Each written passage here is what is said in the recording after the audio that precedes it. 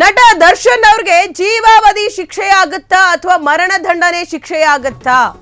ನಿಮ್ಮ ಫ್ರೀಡಂ ಟಿವಿಯಲ್ಲಿ ಒಂದು ಸ್ಫೋಟಕ ಎಕ್ಸ್ಕ್ಲೂಸಿವ್ ಮಾಹಿತಿ. ನಟ ದರ್ಶನ್ ಅವರಿಗೆ ಯಾವ ಶಿಕ್ಷೆಯಾಗುತ್ತೆ? ನಟ ದರ್ಶನ್ ಅವರಿಗೆ ಜೀವಾವಧಿ ಶಿಕ್ಷೆಯಾಗುತ್ತಾ ಅಥವಾ ಇಲ್ಲ ಮರಣದಂಡನೆ ಶಿಕ್ಷೆಯಾಗುತ್ತಾ? ಇದು ನಿಮ್ಮ ಫ್ರೀಡಂ ಟಿವಿ ಬ್ರೇಕ್ ಮಾಡ್ತಿರುವಂತ ಸ್ಫೋಟಕ ಸುದ್ದಿ. ನಟ ದರ್ಶನ್ ಅವರಿಗೆ ಯಾವ ಶಿಕ್ಷೆಯಾಗುತ್ತೆ? ಎಸ್, ರೇಣುಕಾಸ್ವಾಮಿ ಅವರ ಕೊಲೆ ಪ್ರಕರಣದಲ್ಲಿ ದರ್ಶನ್ ಅವರೇ ಕರ್ಸಿದ್ರು ಅನ್ನೋದು ಗೊತ್ತಾಗಿದೆ. ಅವರೇ ಒಪ್ಕೊಂಡಿದ್ದಾರೆ. ಹೀಗಿರುವಾಗ ಹೇಗೆ ಕರ್ಸಿದ್ರು ಹಾಗೆ ಅವ್ರನ್ನ ಕಳಿಸ್ಕೊಡ್ಬೇಕಾಗಿದೆ ಅಂತ ದರ್ಶನ್ ಅವರಲ್ಲಿರುತ್ತೆ. ಅವರು ಅದನ್ನ ಸರಿಯಾಗಿ ನಿಭಾಯಿಸಿಲ್ಲ.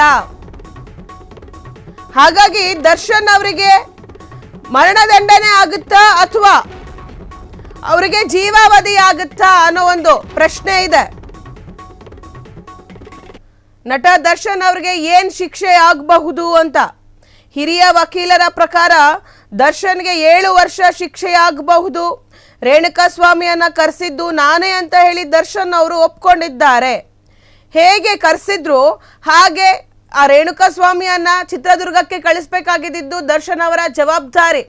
ಆ ಜವಾಬ್ದಾರಿಯನ್ನ ಮರೆತು ಲೇಜಿ ಆಗಿದ್ರಿಂದ, ನೆಗ್ಲಿಜೆನ್ಸಿ ಮಾಡಿದ್ರಿಂದ ಈಗ ರೇಣುಕಾಸ್ವಾಮಿ ಅವರ ಪ್ರಾಣ ಪಕ್ಷಿಯ ಆರೋಗಿದೆ. ಇದಕ್ಕೆ ಅವರೇ ಜವಾಬ್ದಾರಿ ಆಗ್ತಾರೆ. ಅವರೇ ಕರೆಸಿದ್ರಿಂದ, ಅವರೇ ಒಪ್ಕೊಂಡಿರೋದ್ರಿಂದ ಅವ್ರಿಗೆ 7 ವರ್ಷ ಶಿಕ್ಷೆಯಾಗಬಹುದು.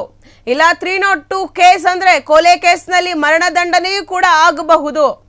ಜೀವಾವಧಿ ಆಗುತ್ತಾ ಮರಣದಂಡನೆ ಆಗುತ್ತಾ? 302 ಇದು ಕೊಲೆ ಪ್ರಕರಣ.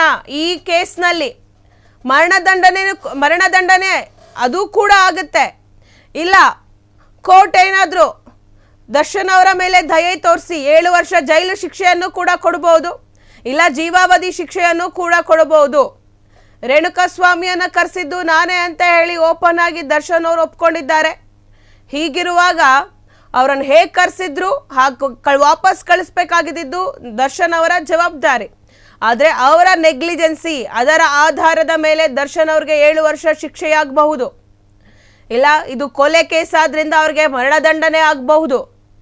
ದರ್ಶನ್ ಅವ್ರಿಗೆ ಜೀವಾವಧಿ ಶಿಕ್ಷೆಯಾಗುತ್ತೋ ಮರಣದಂಡನೆ ಶಿಕ್ಷೆಯಾಗುತ್ತೋ ಇದರ ಬಗ್ಗೆ ಸೀನಿಯರ್ ಲಾಯರ್ ನಮ್ಮ ಫ್ರೀಡಂ ಟಿವಿಗೆ ಒಂದು ಎಕ್ಸ್ಕ್ಲೂಸಿವ್ ಮಾಹಿತಿಯನ್ನ ಕೊಟ್ಟಿದ್ದಾರೆ. ನಟ ದರ್ಶನ್ ಅವರಿಗೆ ಯಾವ ಶಿಕ್ಷೆಯಾಗಬಹುದು ಅಂತ ಹೇಳಿದ್ದಾರೆ. ದರ್ಶನ್ ಅವರ ನೆಗ್ಲಿಜೆನ್ಸಿಗೆ 7 ವರ್ಷ ಜೈಲು ಶಿಕ್ಷೆಯಾಗಬಹುದು. ಇಲ್ಲ ಆ ಕೊಲೆ ಪ್ರಕರಣದಲ್ಲಿ, ರೇಣುಕಾಸ್ವಾಮಿ ಕೊಲೆ ಪ್ರಕರಣದಲ್ಲಿ A2 ಆಗಿರೋದ್ರಿಂದ ಅವ್ರಿಗೆ ಜೀವಾವಧಿ ಶಿಕ್ಷೆಯೂ ಆಗಬಹುದು. ಇಲ್ಲ ಮರಣದಂಡನೆಯೂ ಸಹ ಆಗಬಹುದು. ಎಲ್ಲವೂ ಈಗ ನ್ಯಾಯಾಲಯದ ಮುಂದಿದೆ. ಕೋರ್ಟ್ ಏನು ತೀರ್ಮಾನ ಕೊಡುತ್ತೆ ಅದೇ ಫೈನಲ್. ಹೀಗಾಗಿ ಲಾಯರ್ ಅವರು ನಮಗೆ ಒಂದು ಮಾಹಿತಿಯನ್ನ ಕೊಟ್ಟಿದ್ದಾರೆ. ಇದು ಫ್ರೀಡಂ ಟಿವಿಯ ಎಕ್ಸ್ಕ್ಲೂಸಿವ್ ಸುದ್ದಿ ನಿಮಗೋಸ್ಕರ. ಕ್ಷಣ ಕ್ಷಣದ ಸುದ್ದಿಗಳಿಗಾಗಿ ಫ್ರೀಡಂ ಟಿವಿ ಸಬ್ಸ್ಕ್ರೈಬ್ ಮಾಡಿ, ಲೈಕ್ ಮಾಡಿ ಹಾಗೂ ಫಾಲೋ ಮಾಡಿ.